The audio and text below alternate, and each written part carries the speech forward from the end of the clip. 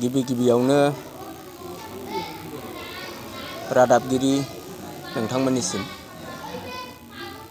साबायखर जासिबाय आरो सनितपुर जिल्लानि गासैबो रायजो राजाफोरनिसिम गोदान बोसोर 2024 मायथाइनि गाहाम हामग्लायनाय आरो मागो दमासिनि गाहाम हामग्लायनायखौ जासिहरबाय।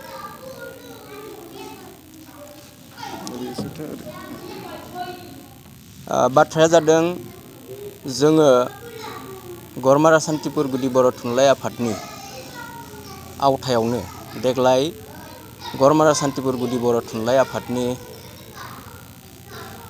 50थि आबुं गायसनथाइ सान हिसाबै सनाथि मायथाइ फोरबो खुंनो लादों आरो बेजों लोब्बा लाखिनानैनो सनितपुर जिल्ला बर' थुनलाइ आफादनि 52थि बोसोरारि जथुम्माखौबो फैबाय थानाय फेब्रुवारि दाननि 5, 6 आरो 7 खालाराव जोङो बे हाबाफारिखौ खुंनो लादों सानथामनि हाबाफारिजों।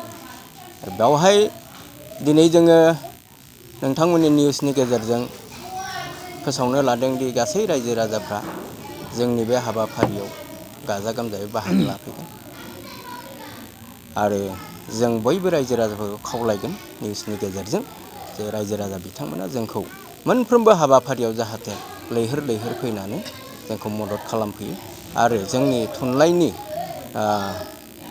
गासैबो हाबाफारिखौ जाफुंसार होनायाव मदद खालामफैयो। जों लुबैदों दि जोंहा हाबाफारि बादियै जों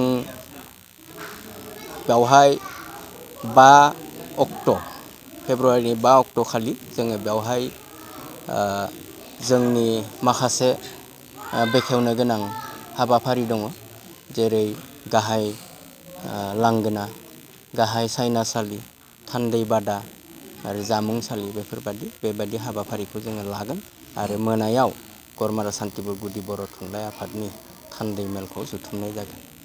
अखानायै जोंहा गरमारा सान्तिपुर गुदि बर' थुनलाइ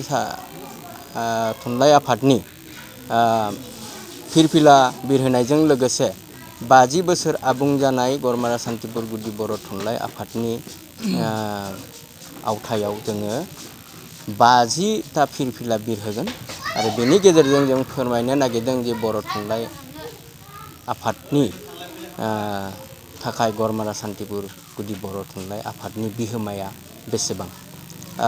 जों लुबैगोन बेखायनो बेफोर हाबाफारिफ्राव जाहाथे बयबो बाहागो लाफैयो। दा जोंनि हाबाफारिया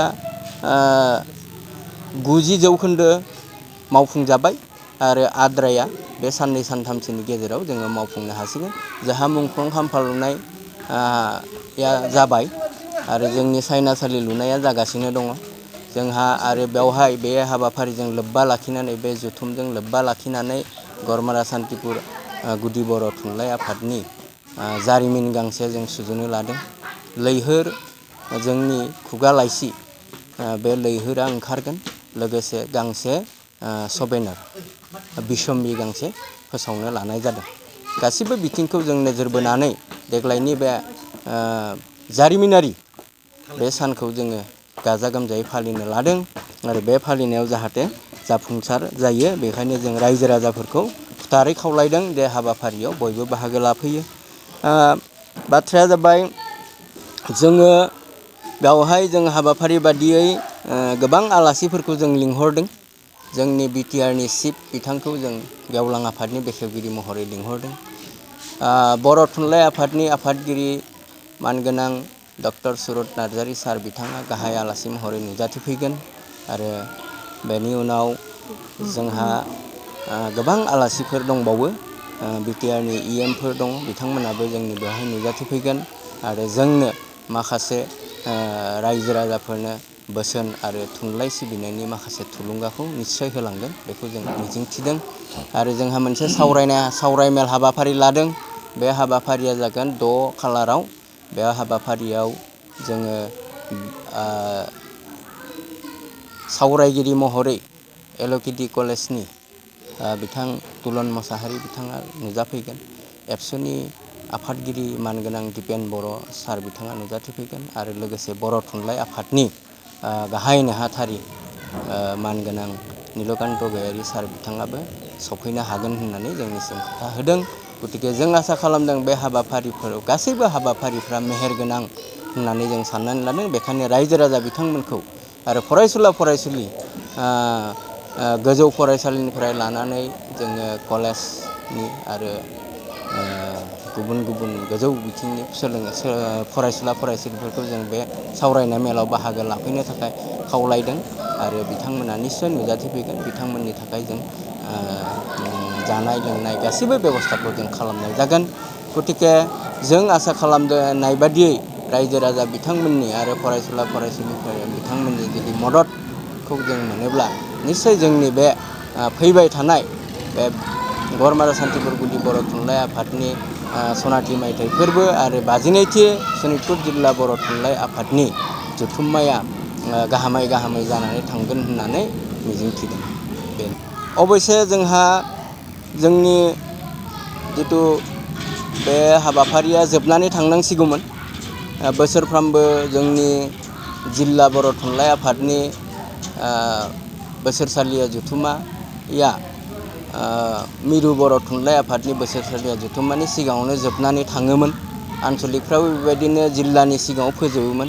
नाथाय देग्लाय ओरैबायदि जाबाय माखासे एंगार हायै जाहोना जोंखौ माने बेखिनि मावफुंनायाव खाबु होआखिसै। बेखायनो जोङो फावसायनो गोनां जाबाय। बेनि गाहाय जाहोनानो जादों जोंहा दाखालि बावैसो 19, 20 आरो 19 आरो 20 बे खालाराव जोंनि बे जिल्लायावनो सनितपुर जिल्लायावनो थेलामारायाव दुलाराय बाथौ गौथुमनि मोनसे गिदिर बोसोरारि जथुम्मा जानानै थांबाय। बे जथुम्मानि जाहैनो जोङो फावसायबाय थानो गोनां जाबाय। गतिके रायजो राजा बिथांमोननिफ्राय जों बेनि थाखाय निमाहा बियो आरो जों लुबैगोन जे रायजो राजाफ्रा जाहाथे जोंखौ गाव गावनि गेजेराव दुसिलायालासेनो फैबाय थानाय नैबे 5, 6 आरो 7 फेब्रुवारि खालाराव जाहाथे नुजाथिफैनानै लैहोर फैनानै जोंखौ मदद खालामफैयो बेखौ खावलायदों। जोंहा दा बे खारनै जोङो रायजो राजाफोरनिसिम बे बाथ्राखौ जों फोरमायबाय आरो जोंनि हाबाफारिखौ जाफुंसारनायाव नोंथांमोननि मदद आरो थुलुंगाया जोंनि थाखाय जोबोद गोनां होननानै आं मिजिंथियो। मोनसे गोजोनथाव खौरां। थुनलाइ मोजां मोनग्रा रायजो राजाफोरनि थाखाय मोनसे गोजोनथाव खौरां। थांनाय बोसोरफोराव खुंफुंबोनाय बायदिनो बिटिआर सरकारनि दैदेननायाव बे 2024 मायथाइयावबो गोजोन आरो खौसेथिखौ सिगाङाव दोननानै 3थि क'क्राझार थुनलाइयारि फोरबो एबा क'क्राझार लिटारेरि फोरबो खुंफुंनो साखाफारा जादों।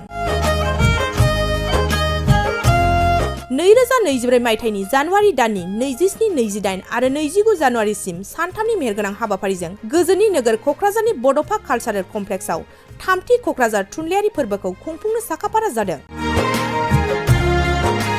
बे फोरबोनि गाहाय थांखियानो जादों बर' राव थुनलाइखौ बुहुमाव सिनायथि होनायजों लोगोसे बे फोरबोआव गुबुन गुबुन हादरनि गुबुन गुबुन हारिनि थुनलाइ लिरगिरिफोरनि रोंगौथिखौ फोरमायलायनाय। बेनिखायनो गासै रायजो राजाफोरखौ लोगोसे गोसो गुदुं थुनलाइ लिरगिरिफोरखौ बाहागो लाफैनो थाखाय बानजाय आफादा खावलायहरदों। सोरजिलु गोसोखौ रंजाहोनो हारिनि राव थुनलाइ जौगाहोनो सोरजिलु गोसोखौ रंजाहोनो गायसननो